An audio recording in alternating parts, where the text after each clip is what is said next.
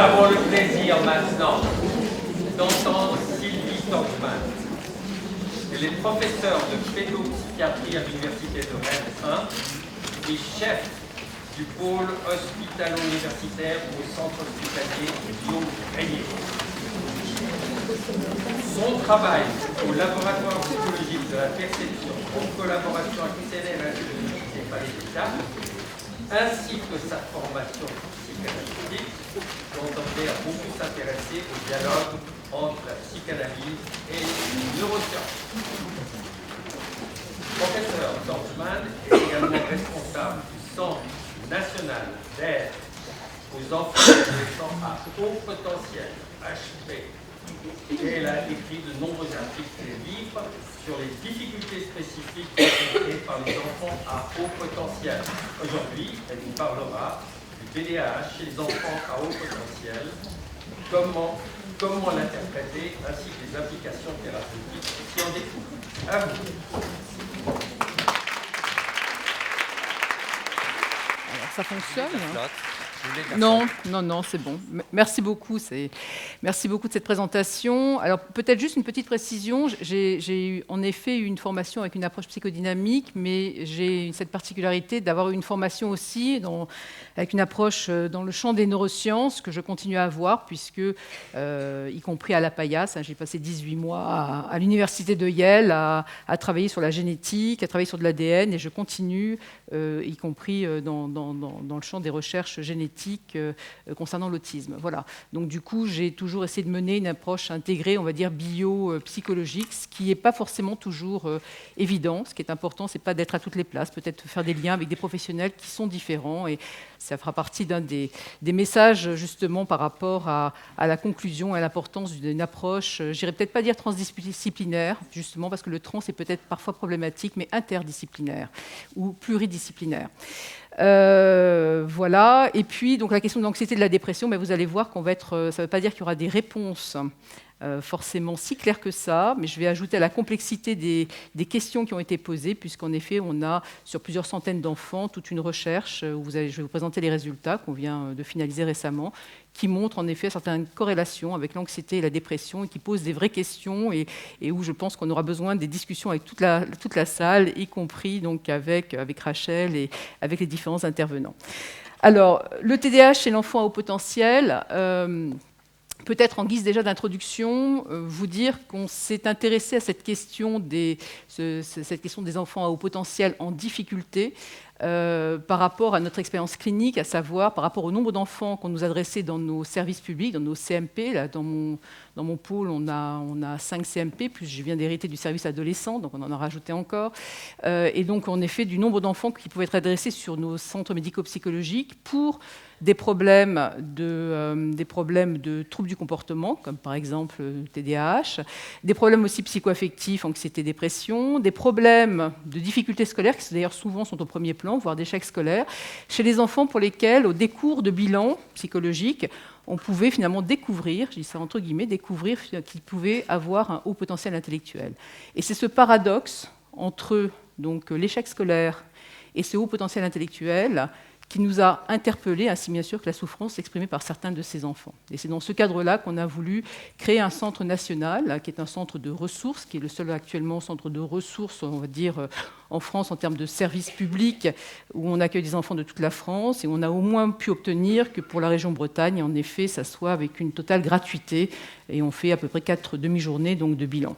Alors ce centre, sans parler peut-être je serai amenée à dire un petit mot sur le centre à un moment donné, mais peut-être déjà une question importante, un point important, c'est de préciser que, je regarde l'heure, parce que je sais que M. Kramer va me rappeler à l'heure, donc je fais attention à l'heure. Pas encore, j'en suis au début, ça serait ennuyeux d'être rappelé à l'heure dès le début. Ça arrive des fois, il y a des gens qui nous disent « mais c'est la fin », alors que vous venez de commencer depuis 10 minutes. Et donc, la question des enfants au potentiel, elle est intéressante dans le sens où il est peut-être important de souligner d'emblée que tous les enfants à haut potentiel ne sont pas en difficulté, Ça, c'est important de le dire d'emblée. Ces difficultés, généralement, concernent sur l'ensemble des enfants au potentiel un tiers de ces enfants, et ce n'est que très récemment que j'ai réussi à savoir d'où sortait ce tiers qu'on retrouve partout. En France, il y a le rapport de Laubier, qui est un rapport fait au niveau de l'éducation nationale, où on nous sert qu'un tiers des enfants à haut potentiel, enfants surdoués, vous les appelez, on va voir pour la question de la terminologie après, mais en tout cas, un tiers de ces enfants seraient en difficulté, principalement d'ailleurs en difficulté scolaire, mais aussi avec des troubles du comportement de type TDAH. Et donc, je me suis demandé longtemps d'où sortait ce tiers, sachant qu'il n'y a pas d'études systématiques en France, où on irait voir dans toutes les classes qu'est-ce qui se passerait de façon systématique. Et c'est que récemment, j'ai compris que finalement, ça sortait de l'étude de Terman, qui est la seule étude longitudinale qui existe, c'est une étude américaine. L'étude de Terman, qui a porté sur une étude longitudinale de plus de 30 ans, de plus de 70 ans, puisqu'elle a démarré en 1921, qu'elle s'est finie en 1994, non pas avec Terman, mais avec les élèves de Terman, sur une cohorte qu'on appelle cette cohorte d'enfants qui a été suivie aussi longtemps, on les appelle les termites, donc au moins c'est facile à retenir. Terman était un professeur donc, à l'université de Stanford. Il a, dans un premier temps, il a été sur son secteur par rapport à toutes les écoles de ce secteur, et il a demandé aux enseignants de lui désigner les enfants qui, selon eux, seraient éventuellement donc, surdoués. Et après, il est retourné de façon systématique et il a inclus dans sa recherche, qui a porté sur plus quand même de 1500 enfants, donc c'est une énorme cohorte, il a fait passer un test de QI et il a inclus systématiquement tous les enfants qui étaient avec un QI supérieur à 140. Et il s'est aperçu qu'un tiers de ces enfants avaient échappé au regard sagace des enseignants, et c'était pas n'importe quel tiers, c'était des enfants qui étaient en difficulté scolaire, voire en échec scolaire. Voilà. Et c'est de là d'où vient cette histoire que les enfants au potentiel, il y a un tiers qui correspondrait à des enfants qui pourraient être en difficulté. Ça n'a jamais été vérifié, à ma connaissance en tout cas, en France, à un niveau épidémiologique, et ça nécessiterait en effet qu'on ait de plus amples études. Un autre point important, c'est que tous les enfants donc, à haut potentiel, certes, ne sont pas en difficulté. Enfin, du moins, les enfants à haut potentiel ne sont pas tous en difficulté, et maintenant, tous les enfants en difficulté ne sont pas tous à haut potentiel. Pourquoi je vous dis ça ? C'est que quand on a ouvert le centre, on s'est retrouvé pratiquement avec 2 enfants sur 3 qui nous étaient amenés par les parents ou même adressés par certains professionnels et qui n'étaient pas au potentiel. Alors ça devient très compliqué quand on doit annoncer ça à, par exemple, des parents qui sont présidents d'une association pour enfants surdoués, alors que l'enfant n'est pas à haut potentiel. Voilà, je dis ça parce qu'on avait des paquets de Kleenex, on avait un certain nombre de choses qu'on faisait en termes préventifs par rapport à 2 enfants sur 3 qui n'étaient pas au potentiel. Ça s'est un petit peu régularisé actuellement, puisque maintenant c'est 1 enfant sur 3 qui nous est adressé, mais vous voyez, c'est toujours quand même 1 enfant sur 3 qui n'est pas à haut potentiel.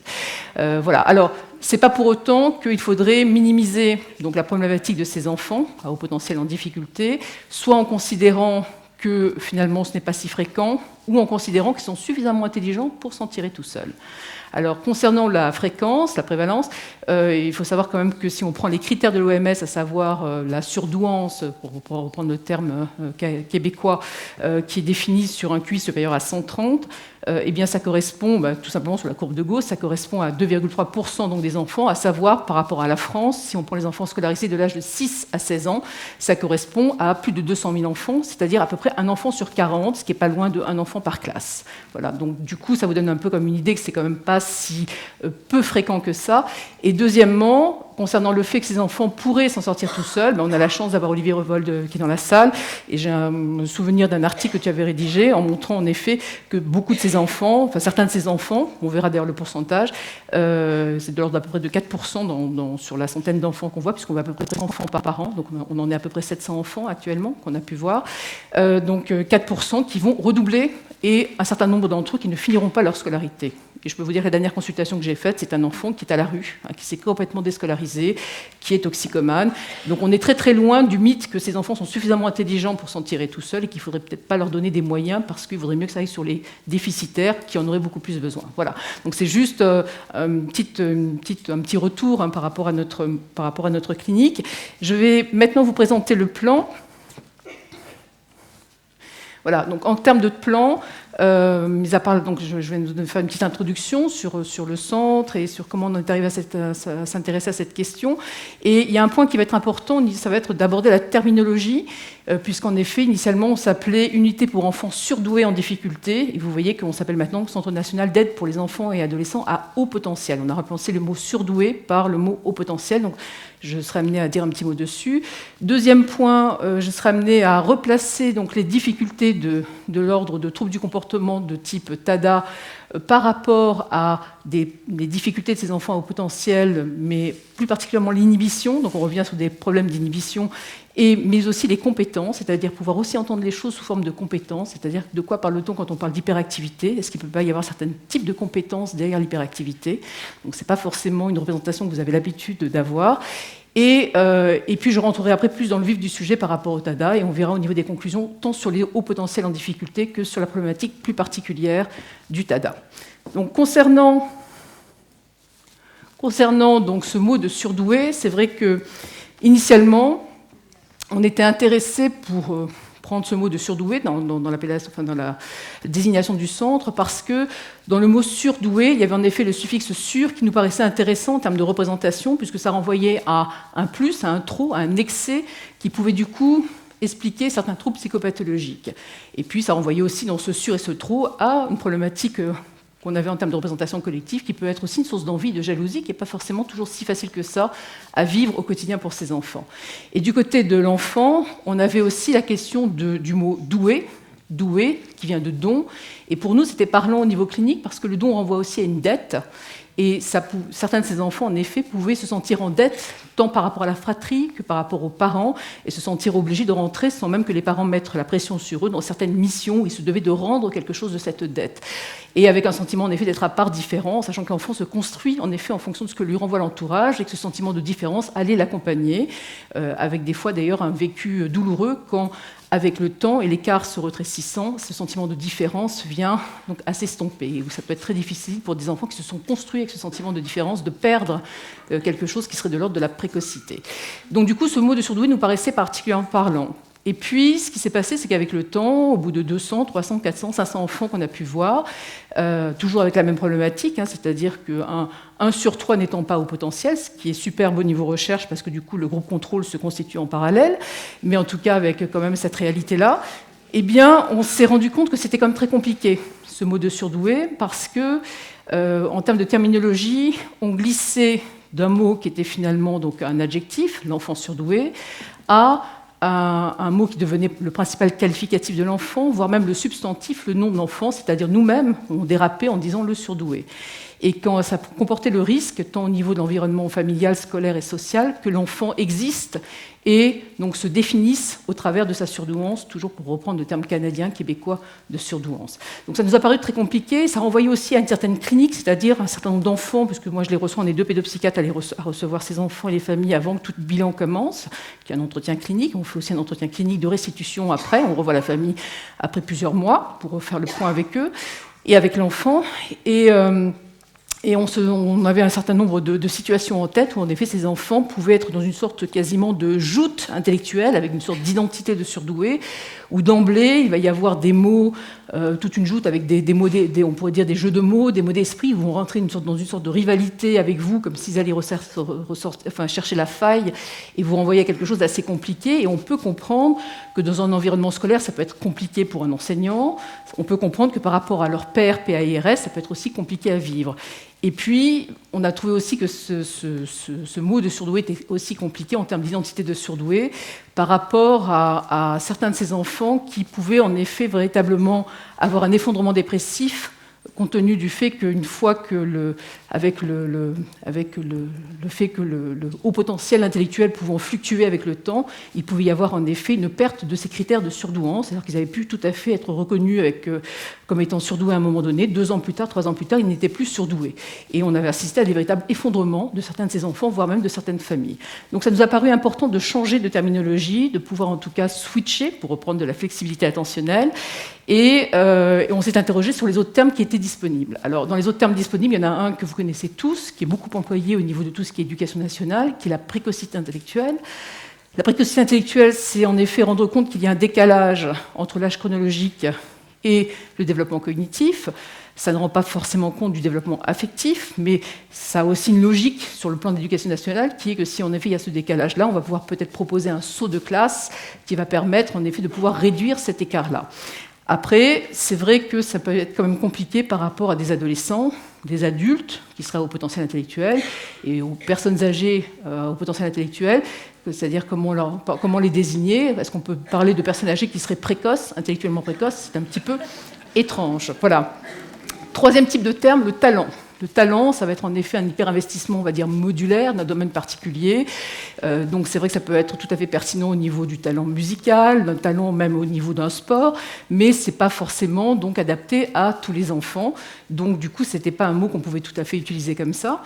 Et il nous est resté en effet donc, le mot potentiel intellectuel qui présentait pour nous l'énorme avantage que ce potentiel, comme son nom l'indique, peut s'exprimer, où il peut être inhibé. Et c'est ce qu'on voyait chez certains de ces enfants qui, en effet, pouvaient avoir des inhibitions importantes et qui pouvaient être en très grande difficulté, y compris sur le plan scolaire. Ce qui peut être, en effet, quand même, je vous dis que c'était quand même un paradoxe qui nous a quand même beaucoup interpellés au départ. Et c'est dans ce contexte-là, en effet, qu'on est passé donc, du coup, du mot surdoué au mot haut potentiel intellectuel. Alors, diapositive suivante, voilà. Donc, le haut potentiel intellectuel. Donc, si on le replace dans quelque chose qui est important pour nous, ça va être extrêmement important qu'on puisse s'intéresser à ce haut potentiel, qu'il soit d'ailleurs intellectuel, créatif ou créatif, en le replaçant dans un développement qui va se situer en lien, en interaction avec l'environnement, qu'il soit social, familial ou scolaire. Et bien évidemment, notre question, ça va de pouvoir accompagner l'enfant et sa famille pour qu'il puisse y avoir un épanouissement, mais en effet, il y a un certain nombre de ces enfants pour lesquels ce développement ne va pas se faire sans une certaine souffrance, et c'est les enfants, en effet, qu'on est amenés, nous, à recevoir. Alors, on peut se demander d'où viennent ces difficultés. Donc, dans les sources de ces difficultés, il va y avoir en effet donc, l'inhibition, et l'inhibition, ça va se traduire sur des difficultés scolaires. Vous allez voir, c'est vraiment la première difficulté avec laquelle il nous arrive, mais également avec certains troubles du comportement en particulier, comme le TDAH, dont on va être amené à parler de façon un peu plus détaillée. Peut-être pour avoir une idée un peu plus claire, justement, dans les premiers motifs de consultation, donc 75%, vous voyez, c'est bien pour ça que je vous dis qu'il y avait un vrai paradoxe par rapport aux difficultés scolaires. Ce qui arrive en premier plan, c'est en effet les troubles du comportement, à savoir que ces difficultés scolaires sont souvent énoncées par rapport, entre autres, à des problèmes, par exemple, de TADA, ou de troubles des conduites aussi. Concernant donc les difficultés scolaires, en termes d'hypothèses d'interprétation, souvent ce qu'on trouve dans la littérature, c'est qu'il y aurait, vous allez voir qu'il y a des fois des décalages entre ce qui est dit de façon anecdotique dans la littérature et puis ce qu'on va trouver au niveau de ce qui peut se passer. Donc, ce qui souvent est énoncé, c'est qu'il peut y avoir un ennui, une sous-stimulation, ce qui peut correspondre aussi à une réalité, c'est-à-dire l'importance de maintenir un challenge, l'importance de maintenir un effort, et avec des enfants qui vont finalement se retrouver avec des troubles des apprentissages. Et j'insisterai beaucoup sur ce problème d'apprendre à apprendre, c'est-à-dire qu'à partir du moment où le challenge n'est pas maintenu, les enfants ne vont pas développer une méthodologie pour apprendre à apprendre, et ça va passer sur un certain nombre de classes, au niveau du primaire en particulier, et puis à un moment donné, ça ne passera plus, parce qu'en effet, ils ne se seront pas confrontés à l'effort. Il peut y avoir là, du coup, des effondrements, des échecs scolaires massifs qui sont d'autant moins bien vécus que l'enfant, c'était quand même son domaine sur lequel il réussissait sans trop d'efforts. Voilà. Donc ça pose la question quand même de la reconnaissance de l'enfant au potentiel, c'est-à-dire que du coup, est-ce qu'il faudrait avoir un dépistage qui serait systématique?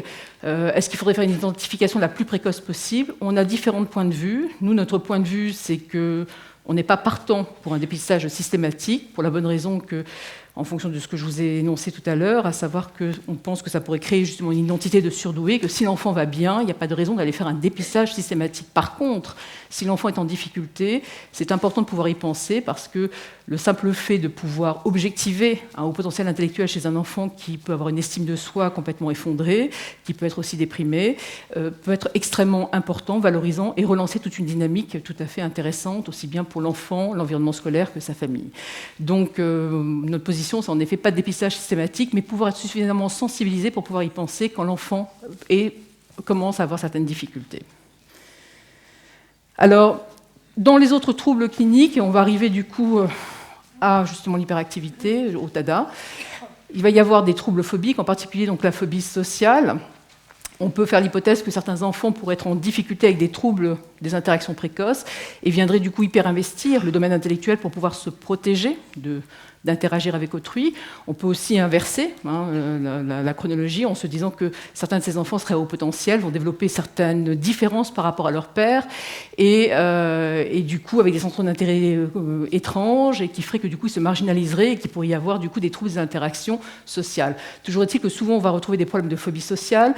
On va retrouver aussi des troubles obsessionnels avec une hyperintellectualisation modulaire, à savoir des enfants, on pourrait donner par exemple l'exemple des calculateurs prodiges qui vont avoir une sorte de rumination qui n'est absolument pas ouverte sur l'extérieur, mais qui va être très auto-centrée, avec un intérêt calculateur prodige, connaître pouvoir vous donner votre jour en fonction de votre date de naissance, c'est pas forcément d'un intérêt extrêmement pertinent.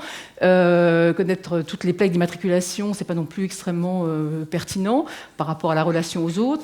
Et en tout cas, souvent avec une sorte de mécanisme obsessionnel qui leur permet aussi, je pense, de pouvoir se protéger par rapport à des interactions qui pourraient être compliquées. Et puis on en arrive donc à ce qui nous intéresse aujourd'hui, à savoir donc le TADA. Et ce qui est dit habituellement, c'est que l'hyperactivité serait contextualisée, c'est-à-dire plus particulièrement retrouvée, observée donc en milieu scolaire, pouvant, alors ça c'est une approche plus psychodynamique et sous forme de questions on va la poser, pouvant éventuellement masquer une dépression.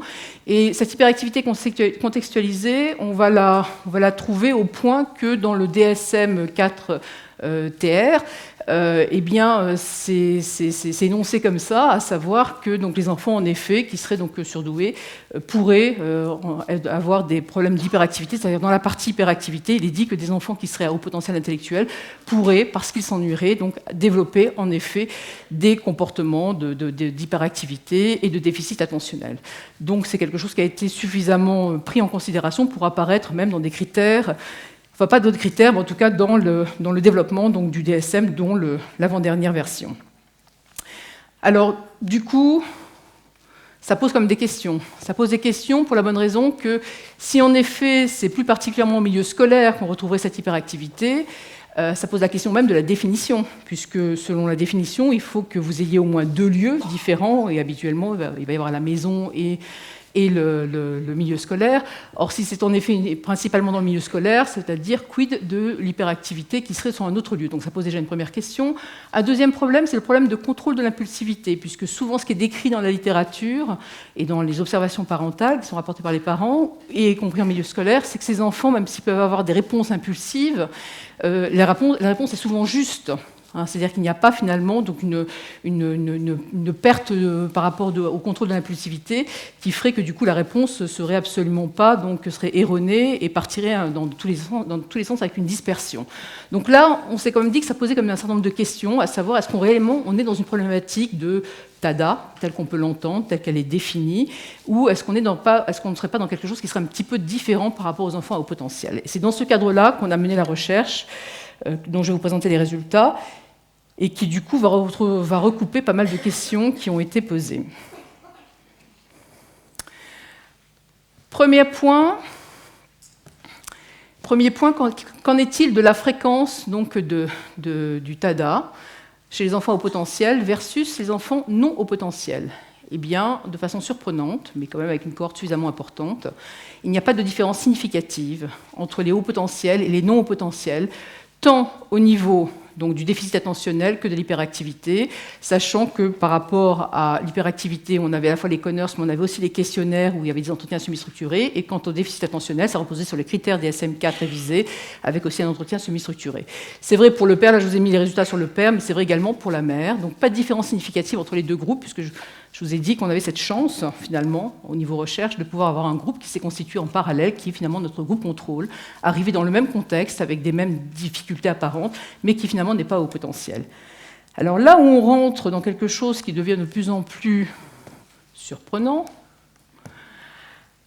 on va s'intéresser maintenant, justement, et je remercie Mme Mazot donc, de nous avoir parlé du test Everyday Attention, là, qui juste avant, donc, qui en effet est un test qui va nous permettre de pouvoir évaluer de façon dimensionnelle différentes dimensions de capacité attentionnelle. Et là, vous en avez 3, il y en a 5 habituellement. Donc, la flexibilité attentionnelle. Et qu'est-ce qu'on va voir? On va voir qu'en définitive, chez les enfants à haut potentiel, ils ont des scores de flexibilité attentionnelle, aussi bien au niveau de la vitesse que de la précision, qui sont significativement plus importants que chez les enfants non potentiels. Et c'est vrai également, alors la flexibilité attentionnelle, c'est en effet le switching, c'est-à-dire c'est un comptage ça va être deux tâches qui sont assez différentes, puisqu'il va s'agir d'un comptage qui est ascendant, chronologique ascendant, qui est une tâche automatique, et il va y avoir des consignes pour que, comme une sorte de jeu de loi, il va falloir qu'il descende à chaque fois que ça lui est imposé, avec un comptage décroissant qui là est une tâche plus complexe. L'attention divisée, c'est la capacité de l'enfant à pouvoir faire attention à deux stimuli différents, puisqu'il va y avoir à la fois un stimuli auditif et un stimulus visuel. Et puis l'attention soutenue, ça va être, et réponse à inhibition, ça va être en effet des feuilles entières de petits monstres à entourer, qui est extrêmement ennuyeuse. Et vous voyez que ces enfants, alors que la tâche est extrêmement ennuyeuse, monocorde, monotone, continuent à avoir des scores plus importants. Alors ça, c'est haut potentiel versus non haut potentiel, mais là, on en arrive à des choses qui vont être de plus en plus, je pense, intéressantes, à savoir, en tout cas, j'attire votre attention là-dessus, à savoir qu'on va comparer maintenant qu'est-ce qu'il en est, une question qui a été posée par Mme Mazot d'ailleurs, et dans la salle, entre le déficit attentionnel, ce qu'il en est des capacités attentionnelles sur un plan cognitif et des capacités attentionnelles sur un plan comportemental, tel que c'est fait au niveau des critères DSM. C'est-à-dire dans le critère DSM, vous avez un déficit attentionnel qui va être uniquement sur une observation, sur une sémiologie, sur une observation de comportement. Et là, dans le test Heavy Attention, on est sur un plan cognitif. Et voilà les résultats. Voilà les résultats. Eh bien, en termes de relation entre le TDAH, donc observation parentale et capacité attentionnelle, test Heavy Attention chez l'enfant à haut potentiel, vous avez des scores d'attention sélective. Alors, j'ai donné l'attention sélective, mais c'est vrai pour d'autres dimensions aussi de capacité attentionnelle, qui sont plus élevées chez les enfants au potentiel, qui ont pourtant un déficit attentionnel sur le plan comportemental. C'est vrai pour la mère, c'est vrai pour le père. On continue. Score de flexibilité attentionnelle au niveau de la précision, qui sont plus importants chez les enfants au potentiel avec hyperactivité, observation comportementale avec le DSM, observation par le père aussi bien que par la mère, comparé aux enfants au potentiel, donc sans hyperactivité. C'est-à-dire que déjà, par rapport à ce premier point, c'est-à-dire comparer le test Heavy Attention en termes de capacité attentionnelle au niveau des dimensions attentionnelles et ce qui est du déficit attentionnel sur le plan comportemental, ce n'est pas comparable. Et du coup, la question qui a été posée par rapport au traitement, alors vous voyez que là on va avoir des avis peut-être différents, mais au moins ça ouvre le débat, c'est que moi je me dis qu'avant d'aller mettre un enfant sous traitement, peut-être quand même faut-il s'assurer qu'il a réellement bien un déficit attentionnel. Je rappelle que normalement on est censé traiter s'il y a un déficit attentionnel. Donc on est avec des enfants qui non seulement n'ont pas un déficit attentionnel sur le plan cognitif, mais qui ont même de meilleures capacités attentionnelles qu'on pourrait s'y attendre, et que même s'ils n'avaient pas un déficit attentionnel sur le plan comportemental. Ça paraît paradoxal, mais en tout cas, c'est des résultats sur plusieurs centaines d'enfants. Un autre point là qui est important, et qui soulève des vraies questions, vous voyez que là, en termes de flexibilité attentionnelle, et c'est vrai pour les autres dimensions aussi qui sont évaluées par le test Heavy Attention, on se retrouve avec un gradient qui est que vous avez des meilleures capacité attentionnelle chez des enfants qui, si on va en gradient, en termes de capacité attentionnelle sur le plan cognitif, eh bien, on aurait d'abord donc les non hyperactifs, non haut potentiel, puisqu'on a la chance d'avoir finalement tous les différents groupes. Ensuite, on a les hyperactifs non haut potentiel. Ensuite, en troisième position, on a les hauts potentiels non hyperactifs. Et on finit par les meilleurs scores qui sont chez les enfants au potentiel hyperactifs. D'accord ? Alors, c'est vrai que ça peut faire sourire. Ça pose des questions où on peut se demander si l'hyperactivité ne pourrait pas être comme une sorte de moteur, où finalement la machine est en route, il y a une sorte de tachypsychie, il y a un certain niveau de vigilance, et peut-être qu'en effet, bien canalisé, et pas uniquement sur des tâches qui les intéressent, parce que vous avez vu qu'on avait aussi l'attention soutenue qui est extrêmement monocorde, il pourrait avoir de meilleurs résultats en termes de capacité attentionnelle sur le plan cognitif. En tout cas, ça pose question.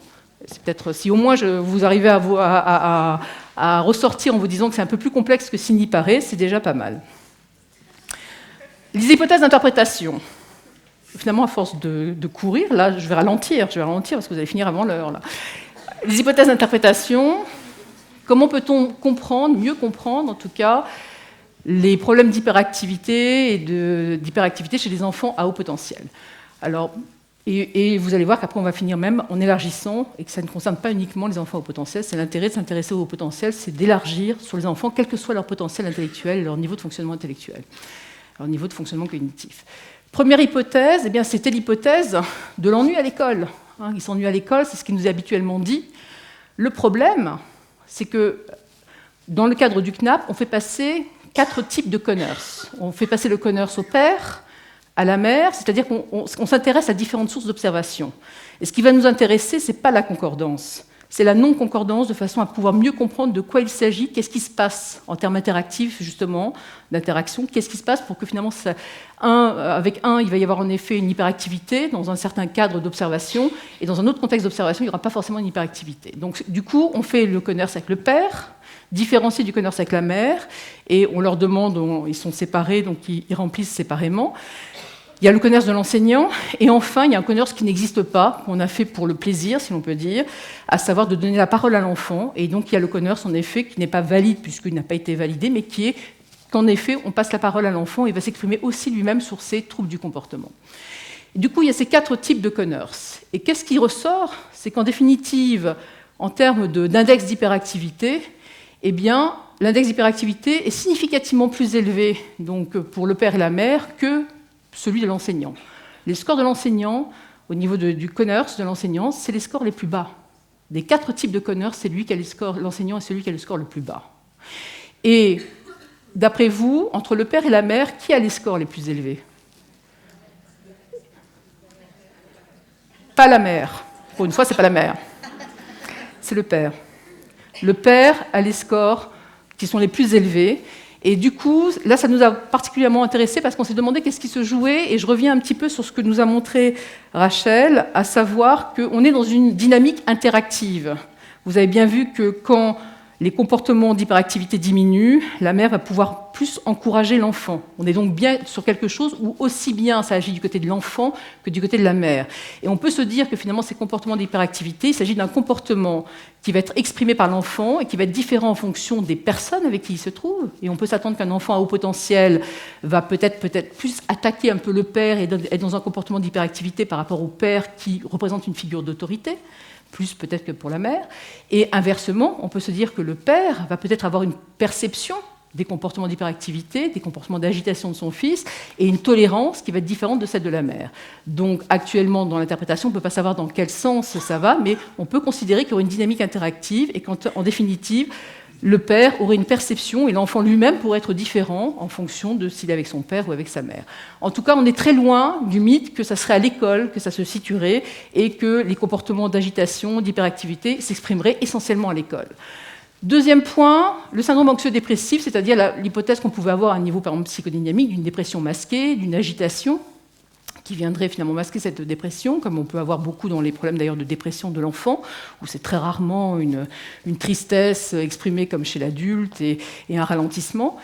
Et voilà les résultats qu'on a. On a une corrélation significative entre en effet des index d'hyperactivité qu'on va avoir côté là, du coup Conners enfant, donc attention Conners enfant, et l'anxiété, sachant que l'anxiété c'est un auto-questionnaire qui est rempli par l'enfant à partir de l'âge de 6 ans.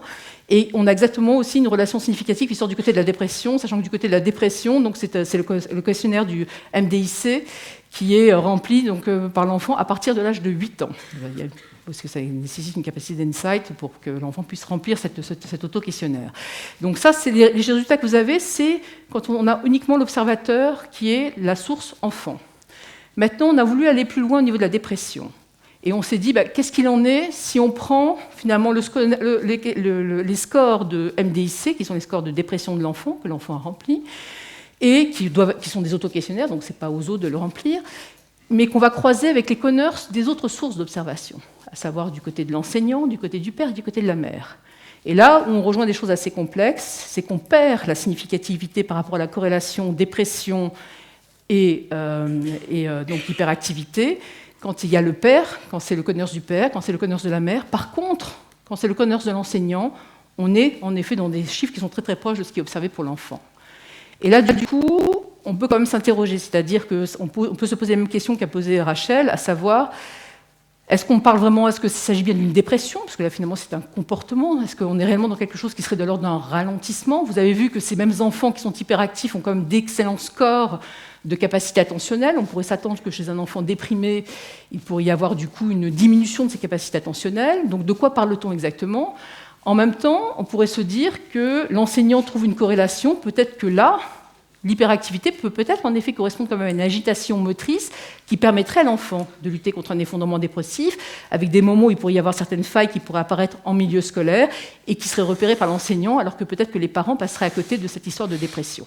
Ça pose des questions, on n'a pas des réponses, mais en tout cas, ça veut dire que là encore, c'est un petit peu plus complexe de ce dont on parlait, ce dont on peut parler quand on rentre uniquement dans des choses qui sont un petit peu restitution par les parents ou finalement études anecdotiques.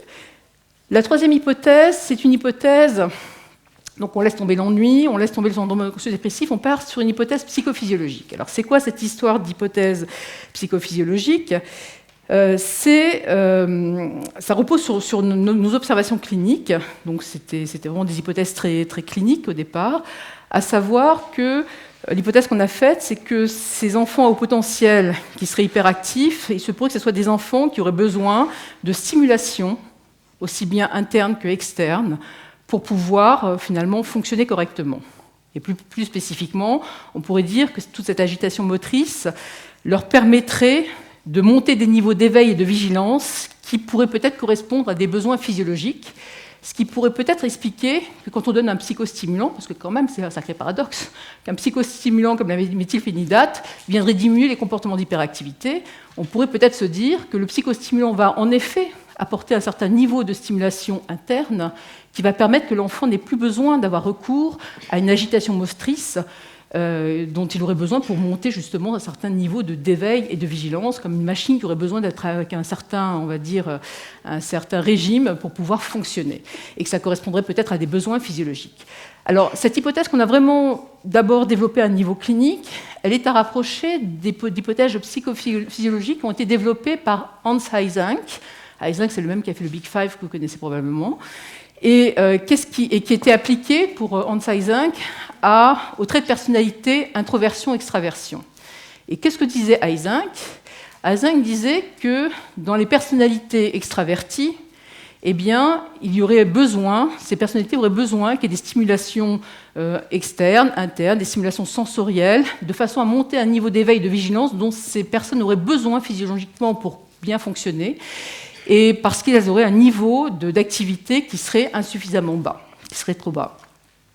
Et il a fait d'ailleurs des études plutôt drôles, puisqu'il a Eysenck, c'est un grand de la psycho, hein.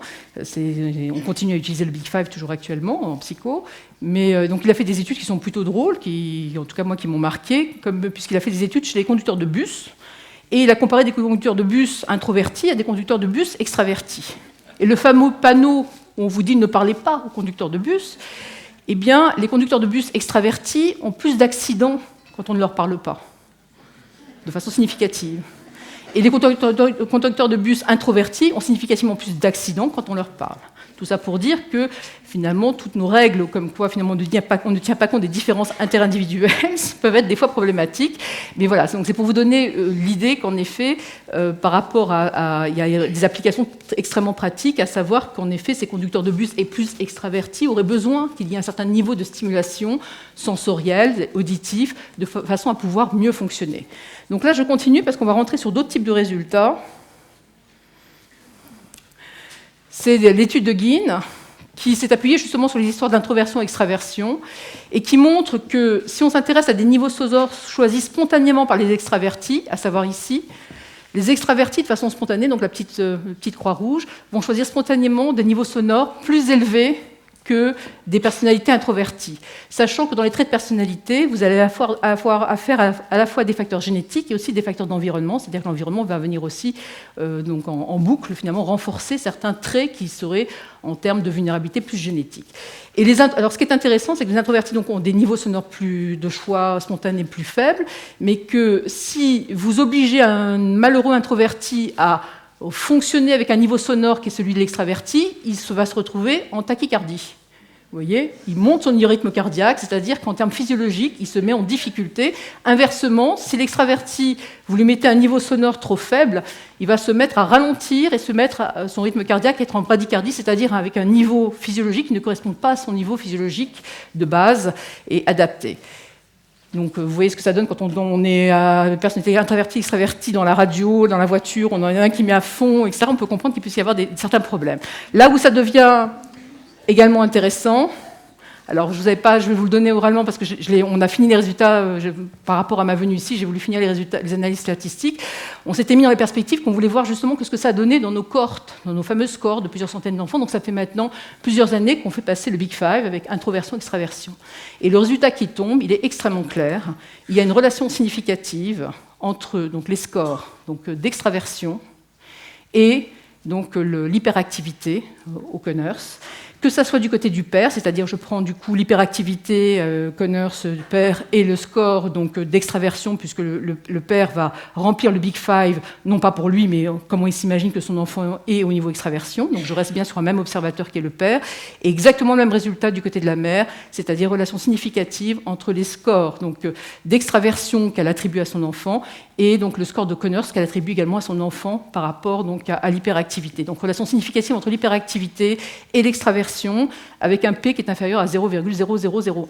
Voilà, aussi bien pour le père que pour la mère. Donc c'est un résultat qui est un très joli résultat et ça relève presque d'une méthodologie expérimentale puisqu'on est parti de la clinique avec une hypothèse qui relevait aussi d'un état de la question au niveau de la littérature, plus d'ailleurs sur des personnalités introverties, extraverties avec Eysenck. Et on a réellement, en termes de méthodologie expérimentale, donc, positionné cette méthodologie pour tester si finalement il y avait une relation entre l'hyperactivité et l'extraversion. Et le résultat, contrairement aux idées reçues, parce que de façon anecdotique, généralement, ça sort plutôt du côté de l'introversion, ce qui est mis dans la littérature. Là, sur plusieurs centaines d'enfants, parce que ça a dû porter sur 400 enfants, on a en effet ce résultat-là. Donc c'est un résultat qui nécessite maintenant de pouvoir être peut-être diffusé et en tout cas discuté. Les implications thérapeutiques pédagogiques, elles sont importantes, puisqu'en effet, on peut mieux comprendre en quoi un psychostimulant pourrait un petit peu améliorer un comportement, y compris d'agitation motrice et de capacité attentionnelle. Mais pédagogique, pourquoi pédagogique? C'est que généralement l'idée reçue, c'est quand un enfant est hyperactif, c'est ce qu'on lui préconise, c'est qu'on va le mettre seul au fond de la classe, près du radiateur, tout seul, en pensant qu'il faut surtout qu'il n'y ait pas de bruit, qu'il puisse mieux se concentrer sans aucun bruit. Et pourquoi, du coup, préconisation et implication pédagogique? C'est qu'on peut se dire que c'est peut-être pas du tout ça qu'il faut faire. Que c'est au contraire que ces enfants puissent avoir un certain niveau de stimulation sensorielle qui vont permettre de monter le niveau d'éveil et de vigilance. Et par rapport à ça, ce qui vient corroborer cette hypothèse, il y a les études de Moon chez les enfants à haut potentiel qui montrent que ces enfants à haut potentiel arrivent mieux quand ils sont hyperactifs, beaucoup mieux à se concentrer si ils ont la télé à fond, la musique à fond et qui manipulent des choses avec leurs mains. Donc différents types de stimulation sensorielle. Et pourquoi ça a des retombées pédagogiques? C'est que là, actuellement, on a monté, justement par rapport au CNAP, par rapport à notre centre, on a monté tout un lien avec donc, le collège, qui s'appelle le collège Échange, et il y a sur un peu un modèle qui avait été fait au lycée Jean-Sault de Sailly à Paris. On a une école, donc les enfants restent, donc c'est les enfants au potentiel qui sont en grande difficulté, certains étaient même déscolarisés. Ils restent dans leur classe d'âge, on ne va pas faire une classe d'enfants surdoués, mais ils restent dans leur classe d'âge, mais il y a des entre-deux, c'est-à-dire à l'intercours, ou quand ils pètent les plombs, on les sort de la classe, et ils vont dans une classe où ils sont maximum 10, avec une enseignante spécialisée, et dans cette classe-là, ils ont le droit de pouvoir être par terre, à manipuler les choses, ils sont sur l'ordinateur, il y a de la musique, donc c'est vrai que c'est une véritable cacophonie, on peut se demander qu'est-ce qui se passe, en réalité, ces temps-là, ces entre-deux-là, leur permettent de se recentrer, de pouvoir se canaliser, aussi paradoxal que ça puisse vous paraître, et de pouvoir repartir et réintégrer ultérieurement leur classe, avec bien sûr un travail d'accompagnement qui est fait pour pouvoir mettre du sens dans tout cela. Voilà, donc tout ça pour dire qu'il peut y avoir des retombées pédagogiques, et qu'on n'est d'ailleurs pas les premiers, puisque le lycée Janson de Sailly, avec Geneviève Bacquière, avait fait un système analogue dont on s'est beaucoup inspiré. Enfin, dernier point, avant d'en arriver à la conclusion, c'est peut-être d'ores et déjà de bien souligner que pour nous, l'intérêt de l'étude des enfants au potentiel intellectuel, ça peut aussi nous permettre de mieux comprendre le TADA, aussi pour tous les enfants, quel que soit leur potentiel intellectuel, puisque les résultats que je vous ai donnés pour les enfants au potentiel, vous avez vu au niveau du gradient, par exemple le fait que les enfants qui étaient donc qui avaient une hyperactivité pouvaient avoir une meilleure capacité attentionnelle sur le plan cognitif, on l'avait également pour les enfants qui n'étaient pas au potentiel. Je rappelle que les scores les plus bas de capacité attentionnelle au niveau cognitif, c'était pour les enfants non au potentiel, non hyperactifs, et que les hyperactifs non au potentiel avaient des meilleurs résultats au niveau des capacités attentionnelles. Alors, ça reste à être expliqué. Peut-être que mon histoire de moteur et d'origine n'est pas suffisante, mais en tout cas, il y a quelque chose à mieux comprendre. En conclusion, On peut se centrer sur une approche intégrée biopsycho-environnementale en considérant que l'enfant et l'adolescent au potentiel va se développer en tenant compte de certains facteurs biologiques. Et je redonne l'exemple du trait de personnalité, introversion, extraversion, il y en a bien d'autres, il n'y a pas que ces traits-là. Et sachant qu'on ne peut pas tout limiter à la génétique et à la biologie, puisque les traits se construisent aussi avec les expériences qu'on va faire en termes d'événements de vie dans notre environnement, mais également avec des facteurs psychologiques, à la fois en association, à la fois en interaction. Il y a tout le champ. Olivier Revol, on en parlait tout à l'heure, de l'épigénétique, qui montre très clairement qu'on ne peut absolument plus isoler des facteurs génétiques de ce qui se passe au sein de l'environnement. Les facteurs génétiques vont s'exprimer au sein d'un environnement et les facteurs d'environnement modifient l'expression des gènes. Donc les deux sont tout à fait en relation et en interrelation, en interaction. Et puis, il va y avoir l'ensemble des facteurs environnementaux, que ce soit au niveau du contexte social, familial, scolaire. Et c'est de cette approche globale qu'on va pouvoir en effet peut-être proposer, identifier et co-construire avec les familles et l'enfant le meilleur projet thérapeutique. Et dernière slide, les applications thérapeutiques, c'est en effet de pouvoir proposer par rapport à ces enfants au potentiel en difficulté, dont ces enfants qui ont des TADA, des prises en charge donc adaptées, en considérant qu'en effet, ce n'est pas parce qu'ils sont à haut potentiel qu'ils vont pouvoir plus facilement s'en tirer, donc il faut en effet pouvoir proposer des prises en charge adaptées, que ces approches thérapeutiques vont devoir se situer dans une approche pluridisciplinaire, et c'est vrai que j'insiste là-dessus parce que c'est quelque chose sur lequel je suis particulièrement sensible.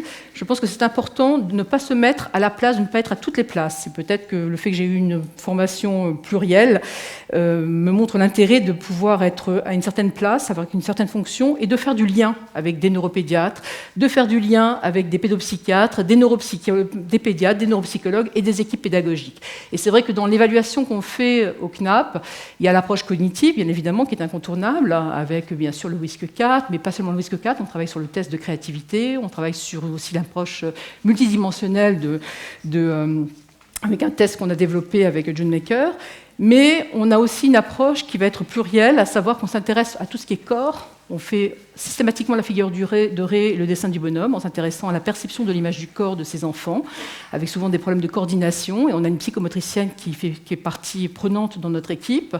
On va s'intéresser aussi à d'autres aspects qui impliquent des neuropsychos par rapport à tout ce qui peut être dyslexie, tout ce qui est justement donc 10, où c'est important de pouvoir avoir aussi un neuropsycho donc dans l'équipe. Et on va faire tout un lien avec l'école, aussi bien de l'intérieur que de l'extérieur, puisque dans notre équipe, on a une enseignante, une professeure des écoles qui a 50% chez nous et 50% dans les écoles. Et la fameuse enseignante spécialisée qui est dans le collège Échange est également donc dans notre équipe. Et elle fait le lien. C'est important qu'elle ne soit pas complètement dans notre équipe, que ces personnes soient justement dans des interfaces où elles peuvent faire le lien avec l'extérieur et que l'extérieur reste bien l'extérieur. Voilà, je vous remercie de votre attention.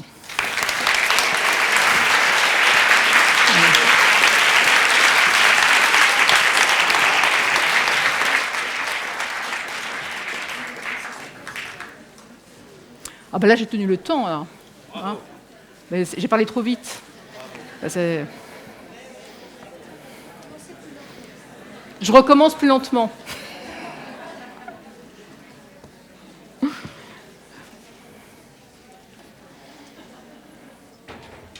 Merci beaucoup. Je n'ai plus de micro maintenant. Merci beaucoup pour cette présentation et pour l'attention que vous nous demandez de porter au haut potentiel. C'est quelque chose de relativement récent et qui demande une formation particulière. Une des choses qui me semble ressortir de votre exposé, ne marche pas, c'est que vous nous montrez aussi les compétences liées à l'hyperactivité.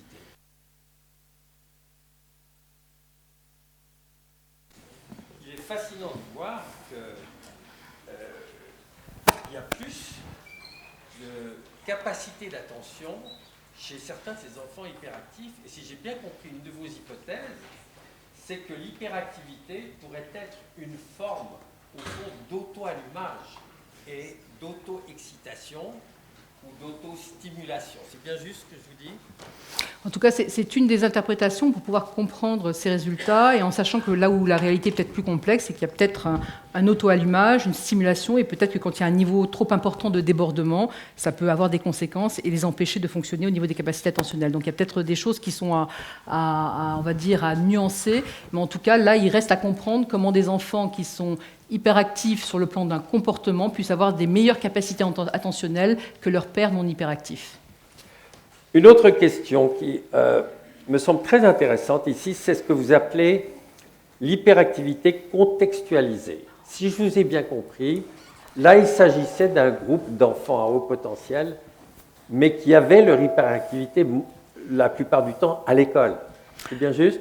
Non, alors pas tout à fait. C'était l'hypothèse qui était faite, qu'on trouve dans la littérature, y compris dans le DSM, comme quoi l'hyperactivité donc, serait retrouvée chez les enfants à haut potentiel, principalement au milieu scolaire. Et la réalité des chiffres est loin de correspondre à cet énoncé, puisque la réalité des chiffres, c'est que les scores les plus bas d'hyperactivité sont retrouvés au niveau du Conners, au niveau de l'enseignant, et que c'est le père qui donne les scores les plus élevés. Mais alors, qu'est-ce que vous appelez l'hyperactivité contextualisée? Ce qui m'intéressait là-dedans, je vais vous dire, c'est qu'on pouvait imaginer alors qu'il y a des formes d'hyperactivité qui sont réactionnelles, oui, qui ne soient pas la partie d'un syndrome tout à fait. ADHD. Mais ça, c'est important. Non seulement c'est important, mais c'est tout à fait ce qui résulte des résultats, à part que, contrairement aux idées reçues, ça ne sera pas du côté de l'école, ça sera du côté plus, on va dire, relationnel, par exemple, je pense par rapport aux enfants au potentiel, où en effet, c'est les enfants qui remettent beaucoup en question tout ce qui est règles, tout ce qui est limite, et on peut se dire que la relation au père, qui représente quand même une figure d'autorité, peut être un peu plus compliquée, et qu'en tout cas, ils ne vont pas exprimer le comportement de la même façon qu'ils soient avec leur père, leur mère, leur enseignant ou leurs camarades, et c'est bien en effet contextualisé, à part que ça ne va pas dans le sens qui était escompté. D'accord. Je vais vite poser encore une question, et ensuite ce sera à la salle. Est-ce qu'on a une hypothèse étiologique pour les HP? Non, moi je suis dans une hypothèse de différence interindividuelle, à savoir qu'il y a un continuum qui va de la déficience intellectuelle jusqu'au haut potentiel, et que on a vu qu'il peut y avoir en termes de développement de ce haut potentiel plusieurs hypothèses, et je pense que c'est au cas par cas qu'il faut analyser la situation. Je pense qu'il peut y avoir des enfants qui étaient je pense à ce qu'on pouvait appeler avant les syndromes d'Asperger, les autistes de haut niveau, qui peuvent en effet probablement hyper investir donc un domaine et se retrouver avec finalement un talent extrêmement poussé dans un domaine très technique, très spécialisé, qui peut du coup être considéré comme un certain haut potentiel intellectuel, mais où on peut considérer que ça s'est organisé de façon défensive. Je pense qu'il y a d'autres enfants qui ont pu avoir une sorte de curiosité intellectuelle. Voilà. Ce qu'on retrouve, parce qu'actuellement je travaille sur les hauts potentiels issus de milieux défavorisés. On va d'ailleurs faire une recherche internationale en Chine, au Brésil et en Inde là-dessus, puisqu'on a dans notre centre, on doit avoir 75 enfants qui sont issus de milieux vraiment défavorisés, puisqu'on fait passer la CSP en même temps, et qui ont des QI à 150. Et on s'est demandé qu'est-ce qui avait permis que ces enfants puissent exprimer de cette façon-là leur haut potentiel. Et ce qu'on retrouve, alors après, il faut faire attention à ce qu'on dit, donc il faut qu'on aille voir si dans d'autres cultures on retrouve ça.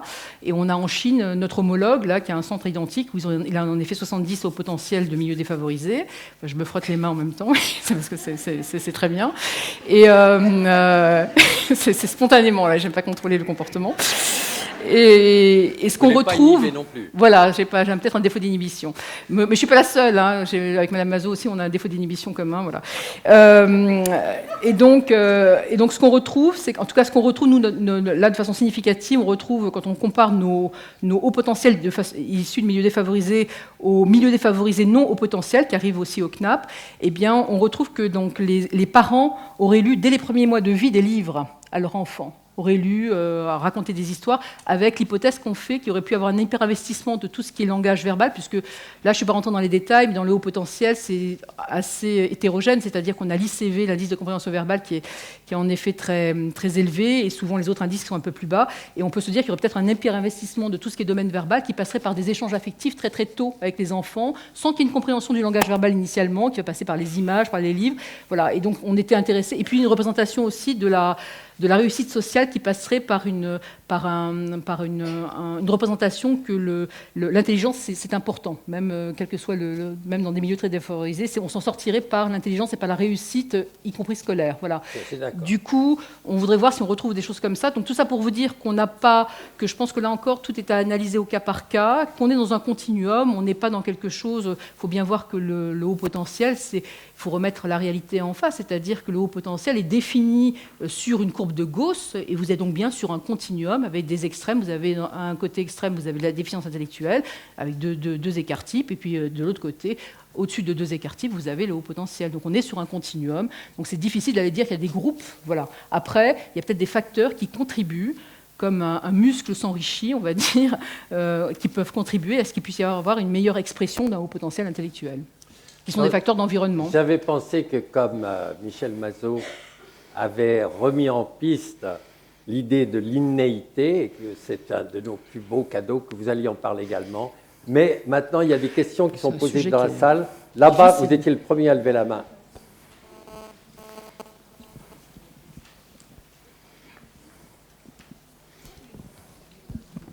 Merci.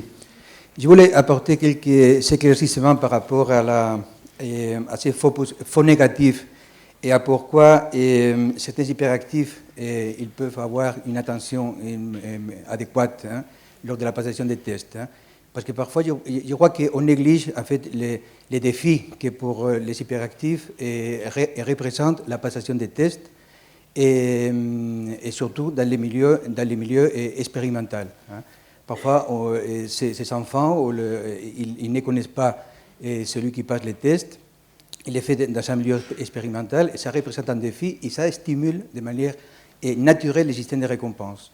Et le système de récompense, c'est un système qui est plein de neurones dopaminergiques et la stimulation du système de récompense va compenser de manière directe, va focaliser l'attention de manière naturelle et va faire, et surtout les hyperactifs intelligents, va faire que ces tests puissent être tout à fait normal. Je pense que c'est quelque chose que nous, on voit dans la clinique assez souvent. Et je pense que ce qu'il faut faire, c'est tout simplement repasser les tests 15 jours plus tard. Et là, on voit que ceux qui sont hyperactifs, ces tests, il va être tout à fait positif. Donc, je pense qu'il faut, de manière systématique, repasser les tests et ça va être positif. C'est un phénomène qu'on voit dans la clinique aussi. Et quand on travaille avec les hyperactifs adolescents, et nous voyons, et les adolescents et les adultes, que ces patients, ils passent leur vie à développer des mécanismes de coping pour compenser, pour faire marcher les systèmes de récompense, surtout ceux qui n'ont pas été traités.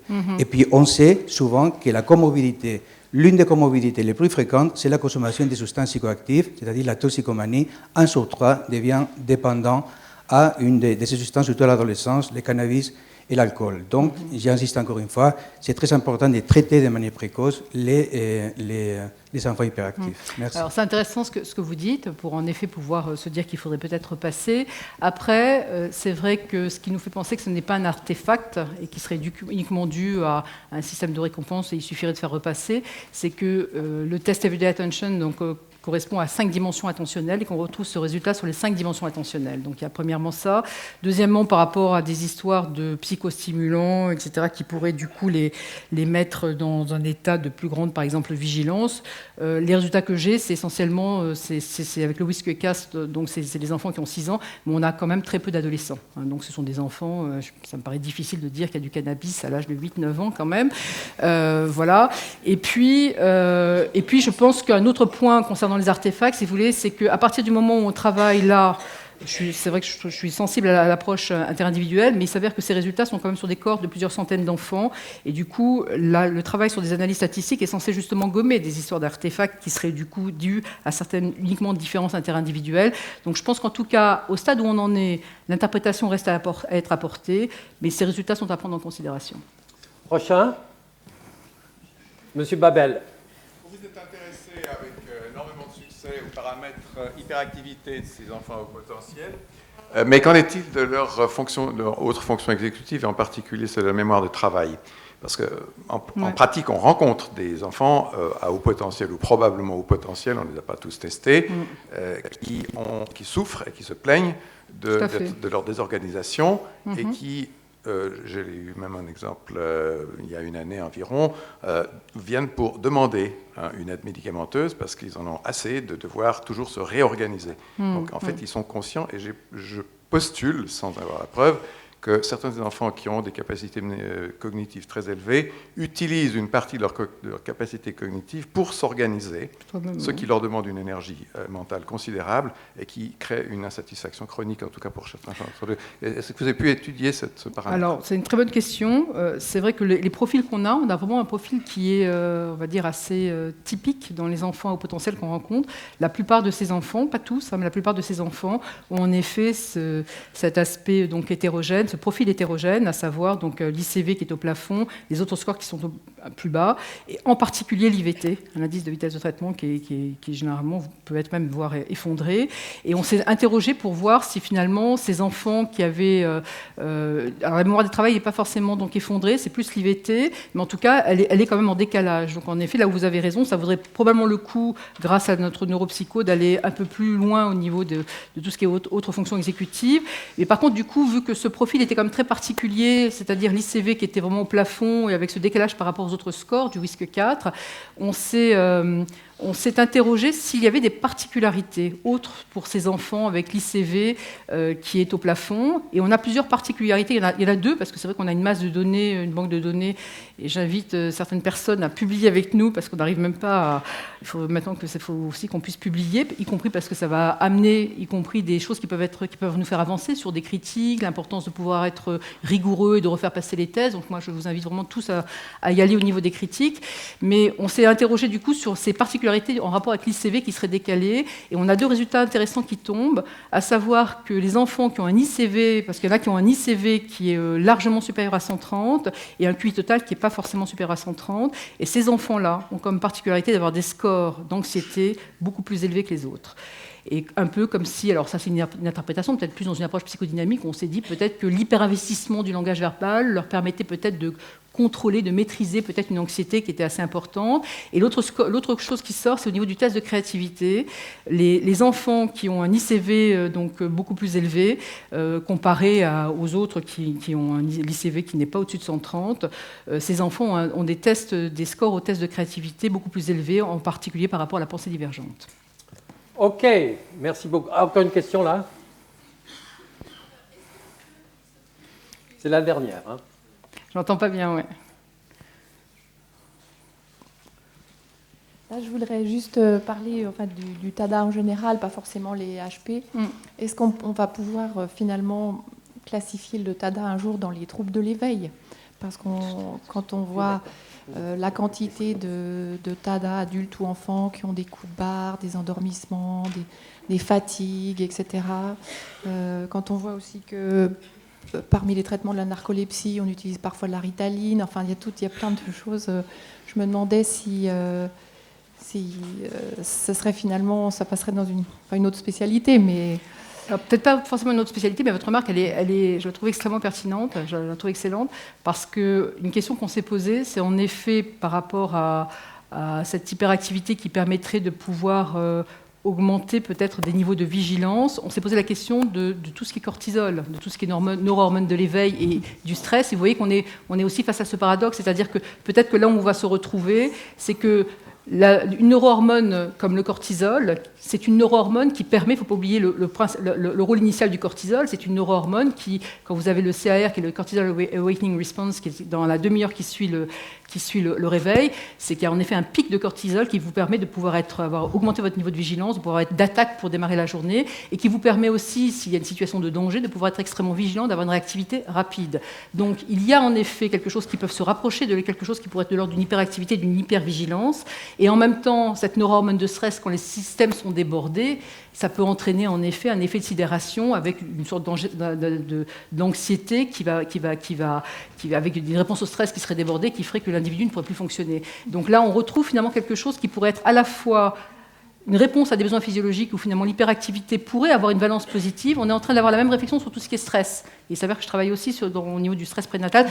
Jusqu'à présent, jusqu'à il y a encore peut-être 2-3 ans, le stress n'était entendu que comme une valence négative avec tous les effets délétères du stress. On est en train d'entendre qu'il peut y avoir aussi certains aspects positifs du stress, y compris le stress pendant la grossesse, qui améliorerait les capacités d'adaptation du bébé, etc. Mais en se disant que si à un moment donné les systèmes sont débordés, les effets délétères peuvent apparaître. Et peut-être qu'il y a quelque chose de cet ordre qui serait à développer au niveau de futures perspectives. Et puis j'ai une dernière question, je ne sais pas si vous êtes... Non, attendez. Une question de Madame Weiss.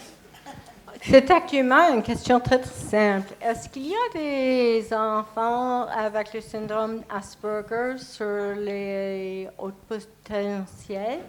Sur les quoi? Sur les Sur les hauts Parmi les potentiels, autres bien sûr. est-ce qu'il On a un tiers à peu près des enfants qui sont. Alors on les appelle, vous savez que dans le DSM-5 c'est fini le Asperger, donc c'est les autistes de haut niveau. On est revenu sur la définition du DSM-3R. Hein. L'Asperger est apparu dans le DSM-4 et ressort dans le DSM-5. Donc les enfants autistes de haut niveau, en tout cas qui ont des traits autistiques ou des troubles autistiques, oui, on a un tiers de ces enfants qui ont vraiment, et dont certains sont en très grande difficulté et qui peuvent avoir des QI à 150. Oui, tout à fait. OK, merci. Bon, nous arrivons à la fin. J'aimerais quand même, en guise de conclusion, poser une ou deux questions à nos conférencières. Une des questions qui n'a pas été abordée du tout aujourd'hui, vous l'avez remarqué, parce qu'elle est très difficile et parce que, visiblement, nous n'avons pas encore toutes les réponses, c'est le problème de l'étiologie. Qu'en est-il, par exemple, du fonctionnement neuronal dans les ADHD qui serait spécifique? Est-ce qu'on a trouvé quelque chose de spécifique?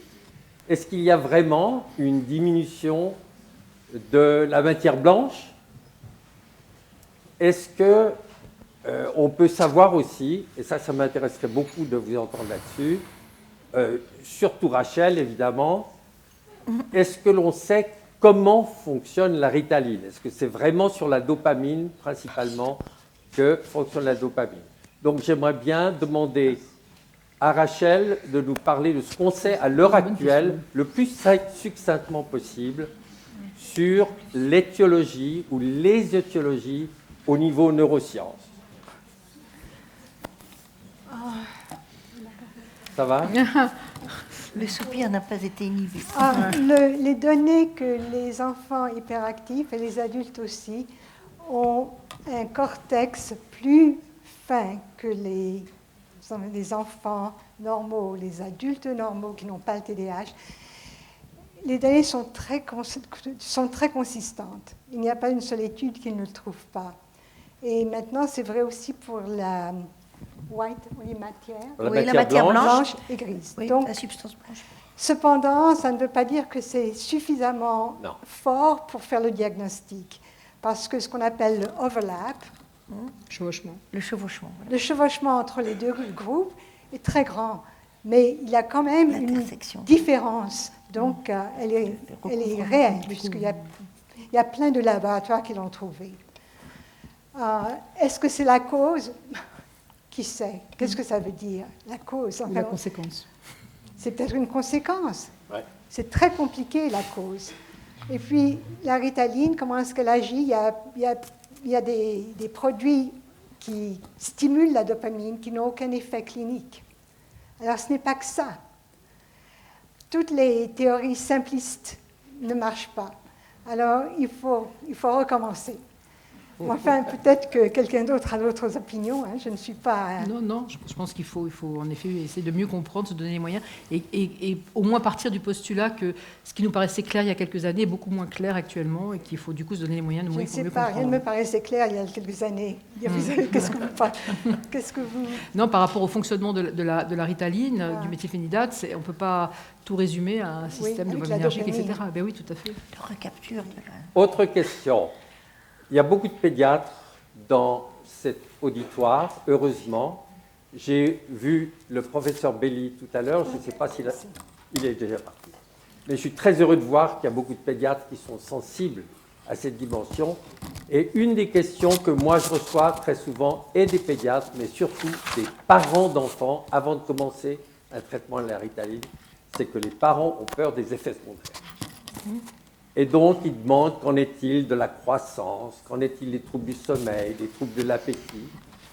Et puis, il y en a certains qui ont peur de l'addiction. Il y en a d'autres qui ont peur de problèmes plus graves. Ce que j'aimerais savoir, est-ce que quelqu'un peut ici me dire s'il faut faire un examen pédiatrique complet avec électrocardiogramme, entre autres? Est-ce que c'est quelque chose qui se fait? Peut-être Madame Ménage peut me répondre si elle est là. Elle devait faire un électrocardiogramme d'urgence.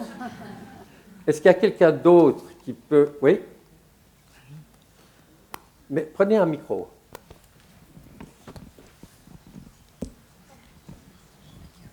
suis neuropédiatre, Virginie Chavez-Vicher. La Ritaline, le méthylphénidate, a vraiment un profil de sécurité qui est extrêmement bon. On en discute beaucoup de ces examens au préalable, cliniques, électrocardiogramme, formule sanguine, etc. Quand on les a faits, on n'a pas trouvé des choses significatives, donc on a renoncé à le faire. Par rapport à... Moi, je pense que c'est très important de faire une bonne anamnèse personnelle de la santé de l'enfant, aussi familiale, de voir si dans la famille il y a peut-être des cardiomyopathies, ou s'il y a des problèmes XY qui pourraient se transmettre.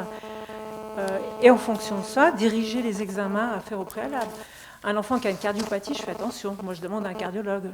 Si c'est un enfant qui a peut-être déjà des symptômes de troubles du rythme, de palpitations, lui, on va lui faire un électrocardiogramme ou un ultrason, ou un bilan cardiaque. Maintenant, addiction, non. Enfin, l'expérience clinique, il n'y a pas d'addiction. Et je pense que les études ont montré non plus qu'il n'y a pas d'addiction. Il y a des effets rebonds. C'est vrai que quand la Ritaline arrête son effet, les enfants retrouvent leur état d'agitation et puis les parents se disent mais alors est-ce qu'il a besoin tout le temps de cette Ritaline? Mais d'addiction, je ne pense pas, non.